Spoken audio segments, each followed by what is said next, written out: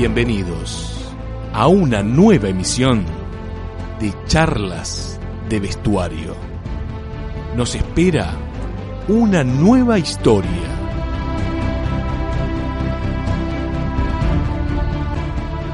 Luis Alberto Escobedo nació en Lanús, provincia de Buenos Aires, el 3 de septiembre de 1962. Lateral derecho, formado en los Andes.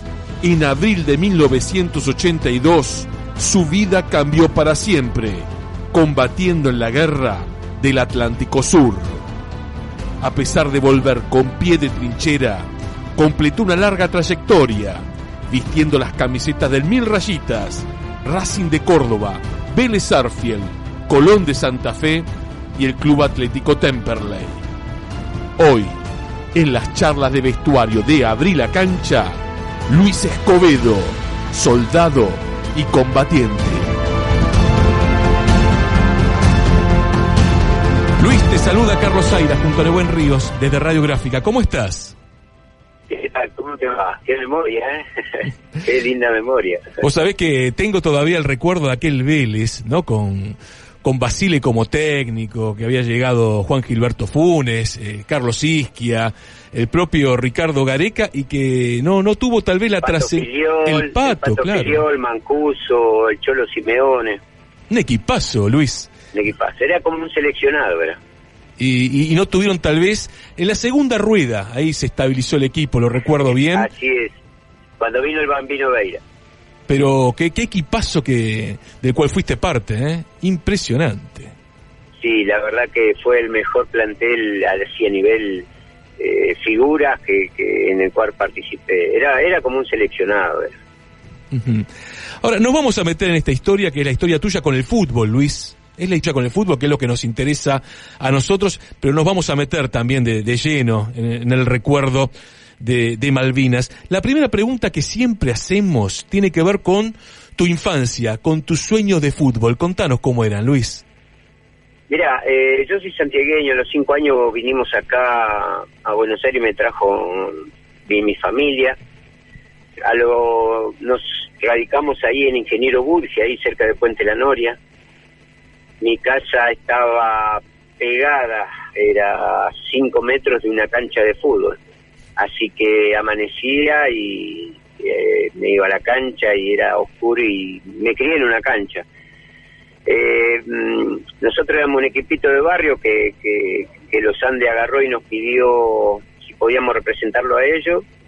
Así que empecé mis divisiones inferiores en los Andes, todas las divisiones inferiores, hasta que llegué a primera en los años 80, fines de los 80. 81 me tocó el servicio militar. Y bueno, en el 82, yo ya estaba en el plantel de primera, en el 81. Y en el 82, cuando salgo de la colimba, sigo en el plantel, me dan de baja en marzo. Ocurre lo de Malvinas y bueno, en un partido San Lorenzo, que estaba en la B, San Lorenzo Los Andes en cancha Independiente, el domingo compro el diario y ahí me entero de que mi compañía estaba acuartelada. Uh-huh. Así que, como pude, viste, en esos tiempos no había teléfono, no había manera de comunicarse. Yo para hablar por teléfono tenía que caminar 7 cuadras, un colectivo, y después encontrar un teléfono público. Así que llamé y me dijeron que era uno de los pocos que faltaba, y el lunes me presenté. Así como me presenté, me dieron la ropa, el armamento, todo. Martes viajamos al mediodía, viajamos al sur, no pude avisar a mi familia. Y el día jueves a la mañana, al mediodía, nos dicen que a la noche viajábamos a las Islas Malvinas. Y bueno, a las 0 horas del 15 de abril pise suelo malvinense, y frío, viento, lluvia, terrible. Así que ese fue mi paso, hasta llegar a la isla. Pensaba, ¿no? Partido contra San Lorenzo en la B, que llenaba todas las canchas. Los Andes, que tiene su público, ¿no? Partido grande, cancha de Independiente, ¿no? Y de un día para otro, la convocatoria, aquel fin de semana santo, ¿no? Del 82, para toda la clase 62, y una nueva realidad que nadie espera, ¿no? Que es entrar en combate, que es ir a una guerra. Es que en realidad hoy todos tenemos conciencia de lo que fue una guerra, tenemos conciencia y también nos sorprendemos. Hoy todo el mundo se sorprende de lo que pasa en Ucrania con Rusia. Y nosotros lo pasamos igual y peor, porque nosotros no teníamos donde cobijarnos, no teníamos comida donde podíamos ir a un lugar y teníamos comida. Uh-huh. Nosotros vivíamos en pozos, teníamos una única muda de ropa que se nos mojaba y se nos secaba en el cuerpo. Vivíamos en los pozos, la comida no llegaba. Yo estaba en la entrada de la ciudad, más o menos me entendía, pero los pibes que estaban en primera línea no les llegaba, porque el clima es muy hostil, el suelo es muy blando, así que allá camiones no podían andar. Claro. Entonces, yo siempre digo, acá en nuestra clase política no les interesa saber la verdadera historia de lo que pasó en Malvinas. Uh-huh. Sí, el proceso de desmalvinización después de la guerra fue muy profundo, ¿no? La invisibilización que tuvieron ustedes como excombatientes, esta cuestión de no hablar de Malvinas durante tantísimos años. Hoy lo podemos hacer y creo que la Argentina entera, o casi toda la Argentina, siente orgullo por ustedes, y es un tema que lo podemos tratar en muchos ámbitos, pero imagino lo difícil que fue volver también, Luis. Mira, fue muy difícil. Nosotros los primeros años, acá no existían leyes para veteranos de guerra. Claro. Los primeros 10 años fuimos ignorados totalmente por la democracia que volvió, desgraciadamente, por la muerte de esos chicos que quedaron allá. Pero los primeros 10 años fue de total abandono. Había chicos que no podían decir que eran veteranos de guerra, muchos suicidios, y más aún, a mí en el año 2000, cuando yo abandoné el fútbol y empecé a trabajar en la función pública, no me dejaban usar la computadora, no me dejaban usar cosas porque me miraban con ojos raros, porque eres combatiente Malvinas. Hoy tal vez un pibe no lo comprende, yo tengo 46 años, pero hace 20 años atrás no le daban laburo a ustedes. O sea, la sociedad no le daba laburo porque eran todos loquitos. Uno lo piensa y es algo que la sociedad argentina tendría que reflexionar en algún momento y pedirles disculpas. Pero la sociedad no, creo que no, la sociedad no. Acá tiene que haber una educación, una política de Estado donde los chicos ya en primaria sepan qué pasó en Malvinas, uh-huh, sepan verdaderamente qué es lo que pasó. Y bueno, yo siempre, y perdón, ¿no? Sí. Así como esos militares hijos de puta de escritorio que nos mandaron a la guerra, existen estos políticos hijos de puta que no les interesa saber la historia. Vos sabés que es cierto, no es la sociedad, porque el pueblo argentino los abraza, en mayor o menor medida los abraza. Creo que fue un tema de tiempo. Siempre la gente, los chicos, cuando uno... Yo pues durante 10 años no hablé nunca de Malvinas, es más, hay compañeros de fútbol que no sabían que yo era veterano de guerra. Cuando empiezan las escuelas de periodismo en los años 90, ahí es donde al estudiar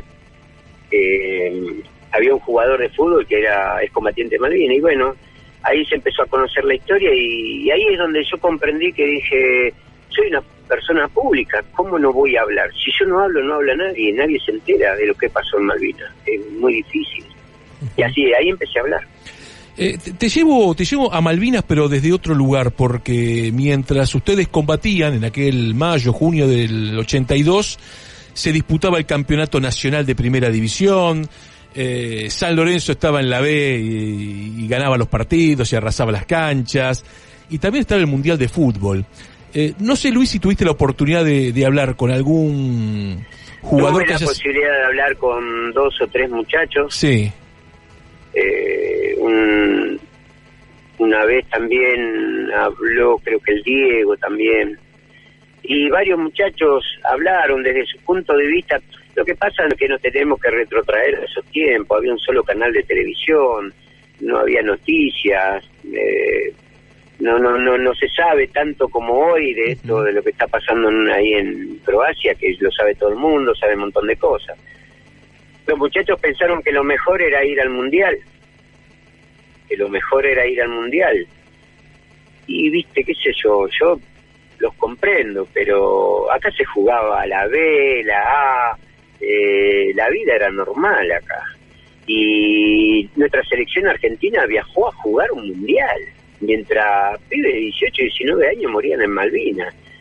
Y vos te pones a pensar hoy y decís, qué locura, cómo se contrapone a todo lo que sucede hoy, donde los países lo bloquean a Rusia, hacen todo lo imposible. Y cuando nosotros estuvimos en Malvinas, nada, absolutamente nada.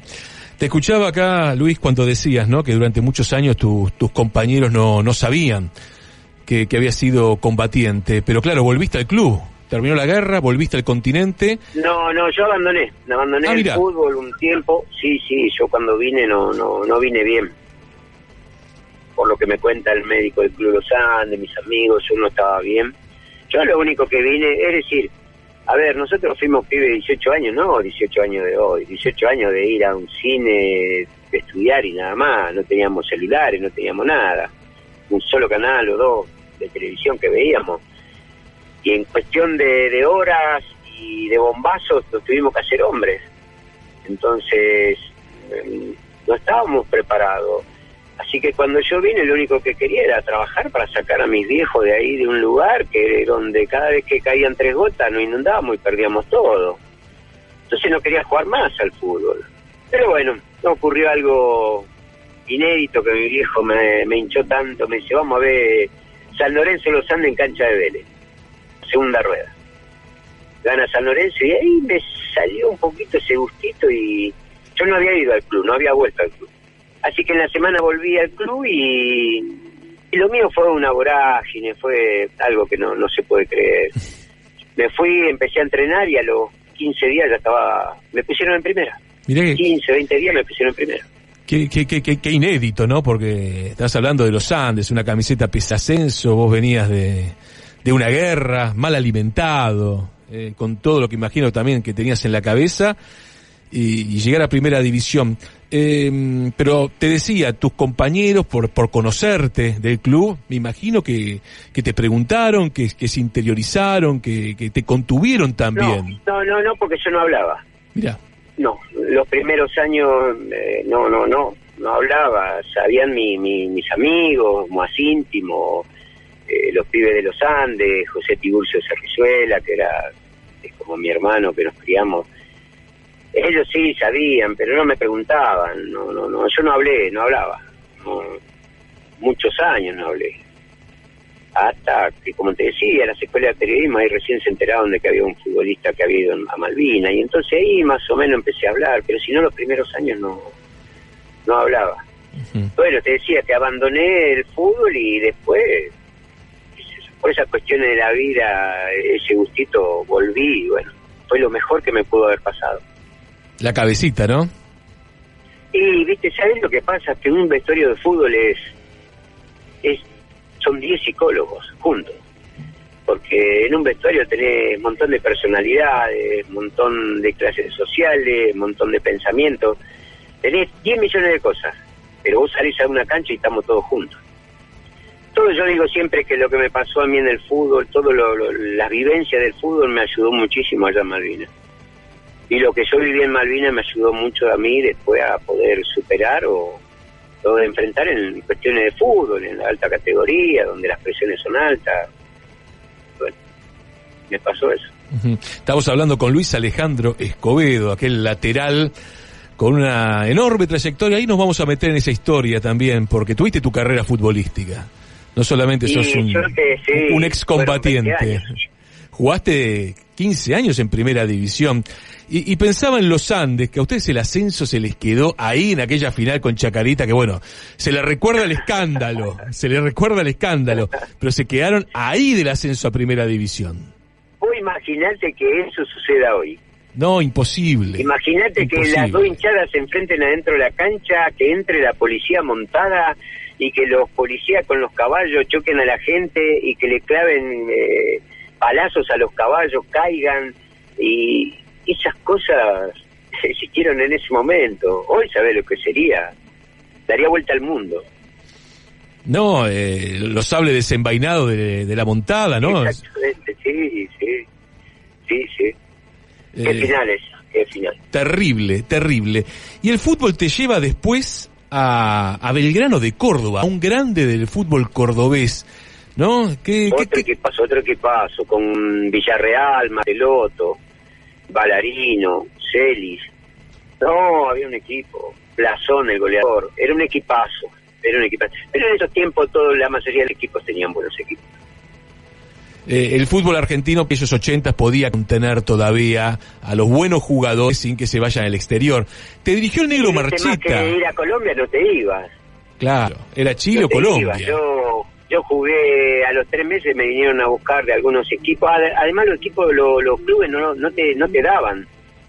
Yo jugué 3 meses en primera, después que vine a Malvinas me pidió Argentino Junior Independiente y no me querían vender. Me vinieron 3 veces de Colombia y en la última, cuando ya me pidieron el pasaje, me iba a jugar allá al Bucaramanga, me agarra el negro Marcheta y me dice: Luis, no te vayas, que vamos a hacer un campañón. Imagínate vos, agarré y le dije que no, devolví los pasajes y me quedé. Qué labia que tenía Marcheta, ¿eh? ¡Qué labia! Los agarraba a José Tiburcio Cerrizuela y a mí y éramos como los hijos, ¿viste? Éramos como los hijos. Y Marcheta te tuvo en Belgrano también, ¿no? En aquella final contra Banfield. Belgrano, exactamente. Claro, él después me pidió a todos los clubes, pero los Andes no me daba. Del 82 al 85, 86 me pidió de Platense, de Vélez, de los clubes donde estaba, y los Andes no, Talleres. No, los clubes no te daban así nomás. Así que después me llevó, por suerte, a Belgrano de Córdoba. Que se quedó ahí del ascenso contra Banfield en aquella final. Increíble. Aprovechando y para distender también un poco la charla, ¿es cierto que las charlas técnicas del negro Marcheta eran muy graciosas? ¿Que el tipo tenía salidas que eran realmente increíbles para describir al rival? Te voy a describir en lo siguiente. Nosotros ese año no queríamos ir a nuestras casas. Nosotros nos pasábamos en el club, íbamos a concentrar y era como una familia. Y primero porque había una gran unión, y después porque Pedro, salvo la primera rueda que anduvimos mal, que lo iban a echar, que esto, que lo otro, pero ya en la segunda, cuando empezamos a ganar, era alegría. Y las charlas del negro salía y te querías comer el mundo. Sí, siempre se dice que el negro Marcheta para motivar era algo realmente increíble. No, tenía todas chanzas que te salían de un jugador o propio de nuestra, y te cagabas de risa todo el tiempo.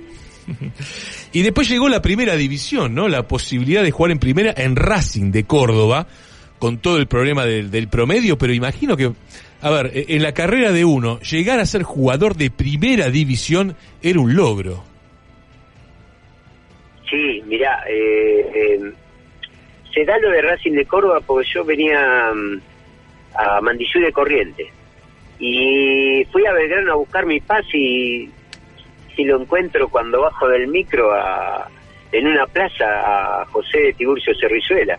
Así como me agarró, me llegó y me hizo firmar en Racing de Córdoba, primera división. Y la verdad que también, lindo grupo, Chaparro, la Araña Muchastegui, Sotomayor, Cabral, Ferreira, José María Bianco, un montón de jugadores que no tuvieron mucha suerte, pero bueno, la peleamos el descenso y por suerte pudimos zafar, y jugar en primera división es un privilegio en Argentina.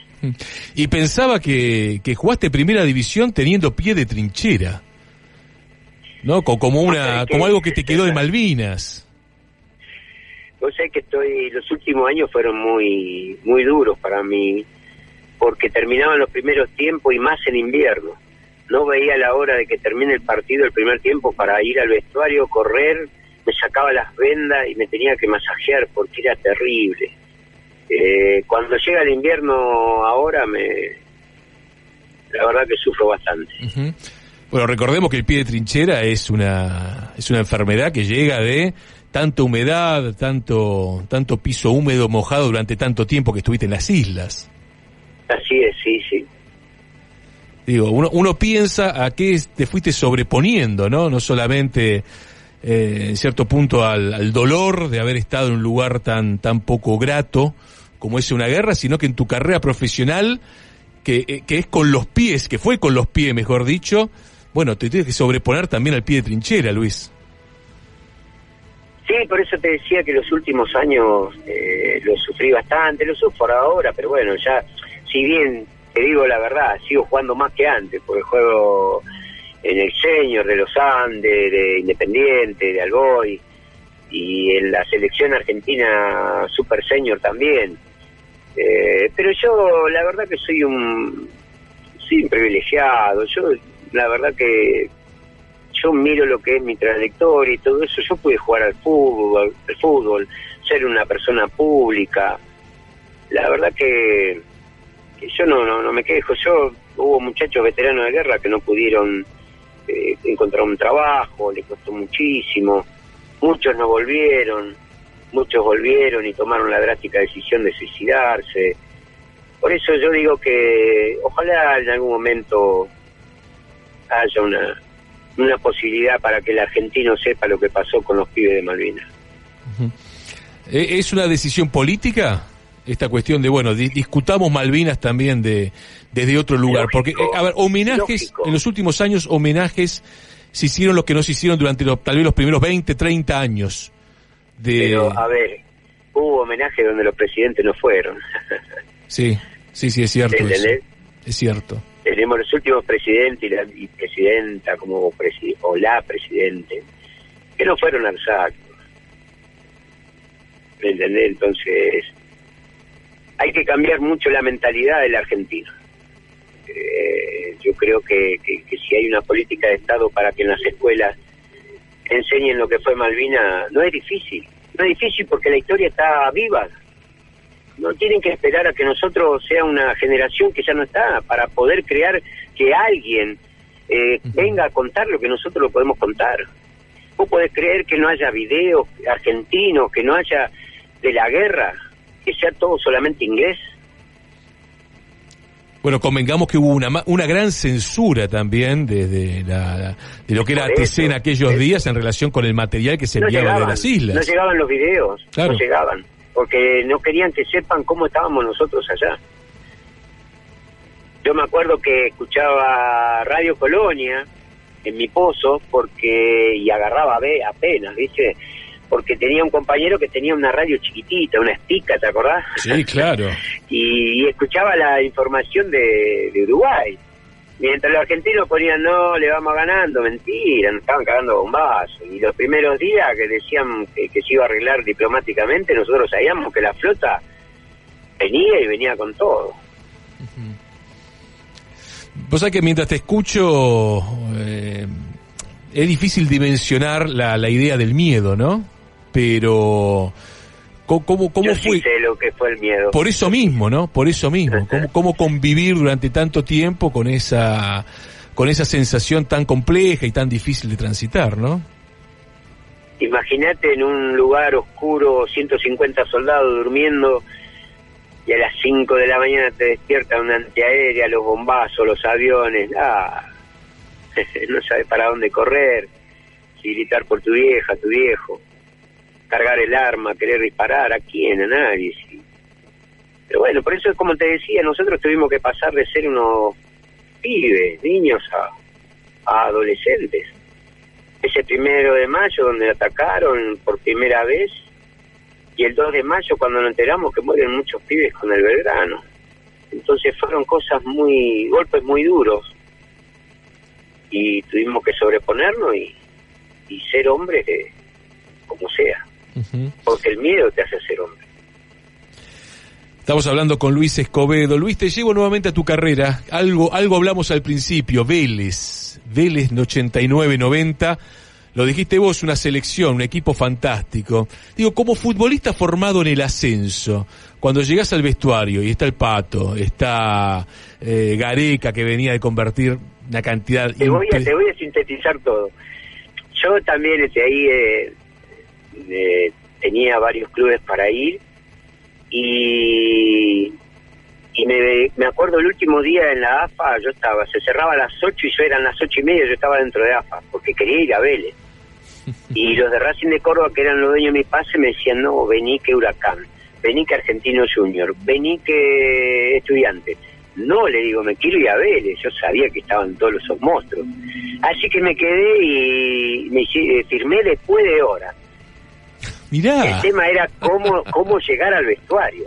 Yo tenía un Fiat 600, que el asiento del acompañante era una caja de cerveza, imagínate. Dejé mi auto como a 3, 4 cuadras y llegué caminando con mi bolsito, y cuando entré me atendió el Coco Basile, me temblaba todo, y me llevó a un vestuario donde me dieron botín para lluvia, botín para piso seco, zapatillas, media, pantalón, me dieron todo. ¿Sabés lo que era? Era llegar a lo máximo.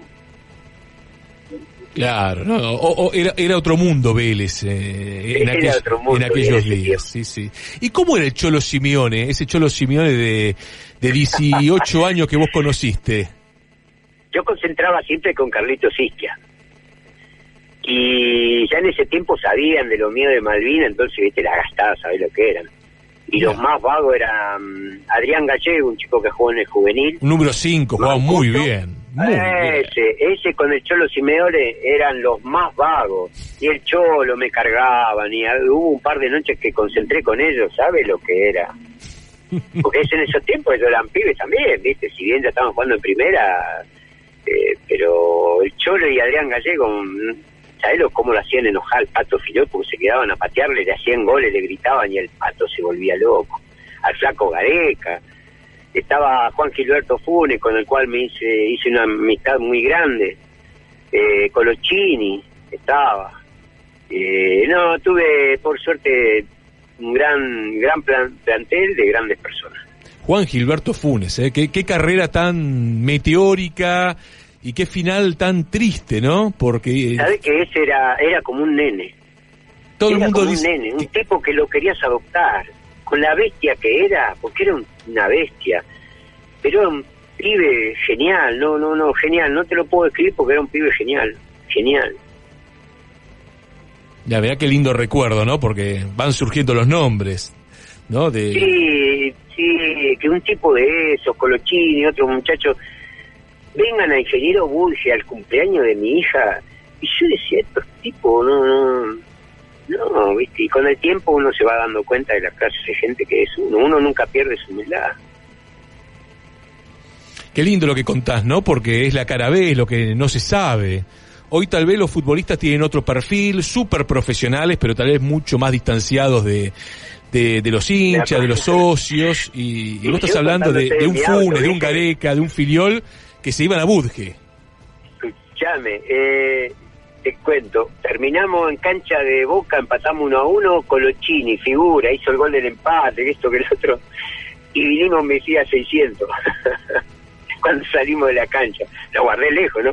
Pero imagínate, Colochini hizo el gol, fue figura, y viste, siempre nos íbamos una semana, poníamos el auto cada uno, y vino mi Fiat 600, mi auto de ese momento, la figura del partido Boca Vélez. ¿Cómo cambió el tiempo, Es realmente sí, increíble. Hoy. Escuchame, yo para tener mi primer auto, ¿sabes los años que tuve en primera para jugar? Y mi primer auto, ¿sabes lo que era, no? Un Peugeot 505, ¿no? Qué orgullo también, de Bunge, Qué orgullo. No, bueno, sabés lo que era. Pero, viste, nosotros, todos los que venían a Los Andes era un club muy grande, todos los jugadores querían venir a jugar a Los Andes, pero tenían algo malo, cuando pasaban por Camino Negro nos tenían que ir a buscar a 3 o 4 muchachos que salimos de ahí, ¿viste? Nicolás Cuello, Tito Garay, yo, y nos tenían que pasar a buscar, así que nosotros nos colábamos en todos esos autos. Mira, la última, Luis, agradeciéndote tu tiempo, agradeciéndote mucho tu emoción y tu recuerdo también. No sé si el dato que tengo es correcto, por eso te pregunto. Yo me acuerdo que a fin de los 90 debutó tu hijo en la primera de los Andes y vos jugabas. Mi hermano. Ah, es tu hermano. Sí, mi hermano. Pero había una diferencia de edad importante. Sí, mi hijo después de 14 años se le dio por tener otro más. ¿Llegaron a jugar, llegaron a enfrentarse? No, sabés que no tuvimos esa posibilidad. No tuvimos eso. Sí, te hago una por mi parte, Luis. ¿Cómo fue llegar a ese Temperley después de de todo lo que pasó en los principios de los 90 y llegar a un Temperley donde crecía nuevamente otro club grande de la zona sur. Sí, y el clásico rival de los Andes, ni más ni menos. Vos sabés que yo ya había dejado el fútbol, era ayudante de campo, hice un tiempo de Calabria en el Porvenir, año 96. Entonces, un día en un entrenamiento faltó un central, me puse a jugar y Calabria me dijo, no, olvídate, vas a firmar contrato. Ayudante de campo, ¿viste? Y le digo, bueno, qué sé yo. Y justo hay un conocido amigo mío que habla, que era amigo de Sarrasqueta, ayudante de campo de Caruso Lombardi. Y bueno, le dijo de mí y les interesó, así que vine, hice un entrenamiento en Temperley, le gustó a Caruso, pero ¿qué pasa? Al otro día vino la hinchada de Temperley, mal, lo apretaron muy mal a Caruso, que yo no tenía que firmar. Y justo se dio que hicimos un amistoso con Ferro y en ese partido me salió, qué sé yo, era Cafú. Así que los directivos me agarraron, me subieron a un auto y me llevaron a firmar. Y los primeros partidos era muy resistido.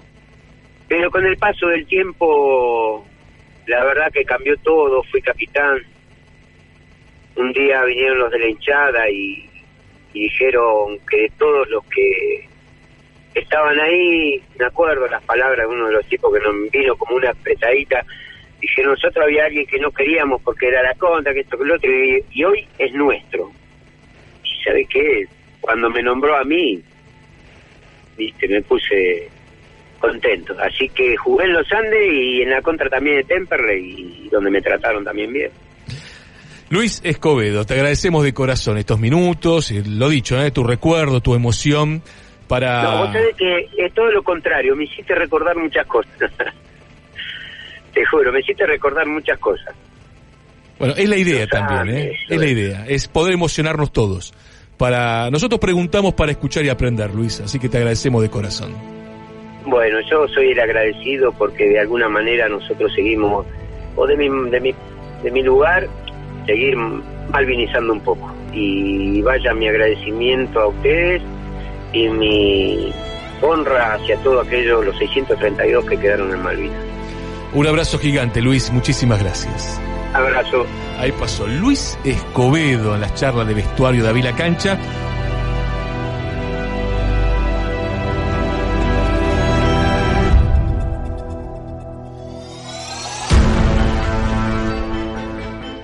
Punto final para esta edición de Charlas de Vestuario. Ojalá hayan disfrutado este programa, que tiene una sola consigna: preguntar para escuchar y aprender. Mi nombre es Carlos Aira. Nehuen Ríos estuvo en la producción y edición. Este programa es una producción integral de todo el equipo de Avila Cancha. Gracias y será hasta la próxima.